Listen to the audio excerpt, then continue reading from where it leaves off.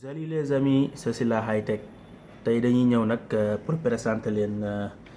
Tecno Camon 11 mu nekk téléphone bu bees bi nga xamante ni moom la Tecno mujj génne ci fin 2018 bu lancé ko décembre génn ko aussi ci mois décembre 2018 mu nekk Tecno bu bees tax bi nga xamante ni moom la Tecno mujjee génne mu nekk nag technologie yu baax ndaxte 32 giga mémoire ak li nga xamante si ni mooy 3 giga RAM ba noppi am double capteur 13 mégapixels ak 2 mégapixels ba noppi écran bi nekk 6,1 pouces nekk Full HD ba noppi am selfie bu leer nañ ñi toll ci 16 mégapixels ak li nga xam ne mooy technologie AI kii la selfie nga xamante ni day am mode portrait ak li nga xamante si ni mooy technologie artificielle full arrière Tecno bi nag 4G la ba noppi am batterie 3750 mégahampères kon moom la ñuy tey déballer ñu xool li na ci biir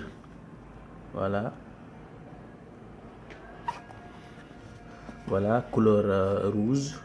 te moom lañ déballer di leen ko wan nii mu nekk couleur bu rafet nag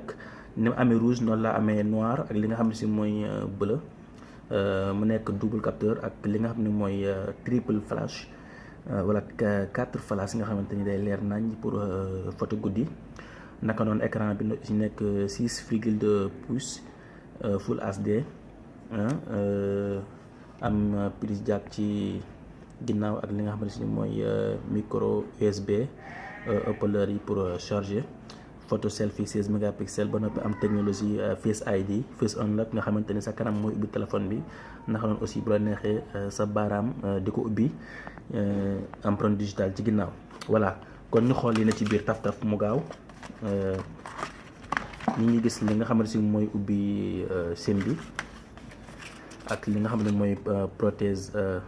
pour écran guide d'utilisation bi français anglais ak li nga xam ne mooy langue arabe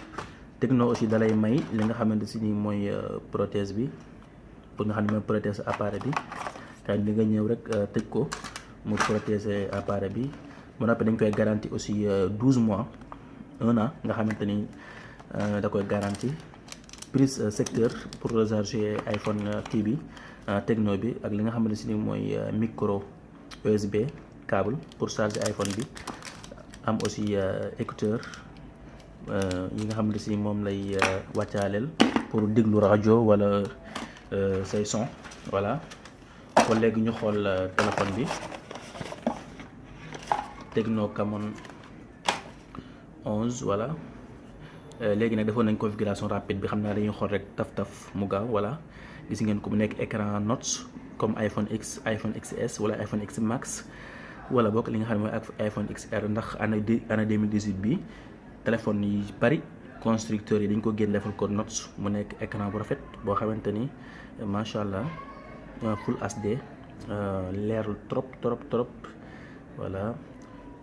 am li nga xam ne mooy système Android 8.1 Oreo gis nga 16 mégapixels pour photo 13 mégapixels ak 2 mégapixels pour appareil bi ci ginnaaw am li nga xam ne mooy 32 giga mémoire ak 3 giga de RAM batterie bi nekk 3750 mégahampères am noppi processeur nekk 1.5 gigahertz voilà kon mu nekk téléphone bu leer photo yi leer naññi nga gis nga boo ci photo day leer naññi ak li nga xam ne mooy selfie bi aussi leer naññi macha allah kon daal Tecno tey fi mu génn nay rafet na trop macha allah te prix yi seerul mi ngi koy jaayee environ ci marché bi 85 diggante 85 000 ba 90 000 lañ koy jaayee mu nekk prix bu adorable boo xamante ni jar na téléphone bi vraiment ndax rafetaay bi ak écran bi ak gaawaay téléphone bi 32 giga mémoire 3 giga de RAM ba noppi am empreinte digitale Face Unlock sa loxo di ko ubbi vraiment c'est adorable kon laa mu nekkoon naa si la High Tech mën ngeen abonné ci chaîne bi partage vidéo yi aussi pour plus de vidéos merci à la prochaine incha allah jaa ngeen jëf.